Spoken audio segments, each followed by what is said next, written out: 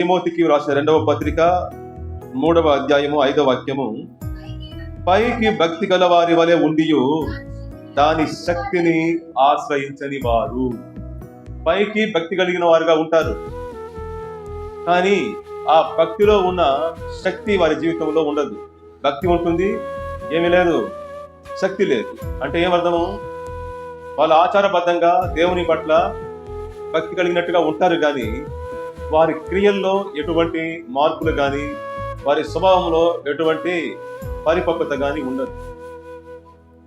ఎప్పటిలాగానే కోపడుతూ ఉంటారు, ఎప్పటిలాగానే గొడవలు వేసుకుంటూ ఉంటారు, ఎప్పటిలాగానే వారిని ఒక మాట అంటే సహించలేరు. ఓర్పు ఉండదు, సహనం ఉండదు, సాత్వికం ఉండదు, ప్రేమ ఉండదు, ప్రేమించడం చేత కాదు, క్షమించడం చేత కాదు. అయినా చర్చి కట్టగా వస్తారు, పాటలు పాడతారు, ప్రార్థన చేస్తారు, కానుకలు ఇస్తారు. ఇదే పైకి భక్తి గల వారే ఉండి దాని శక్తిని ఆశ్రయించిన వారు. శక్తి లేని భక్తి. మన భక్తిలో ఏముండాలి?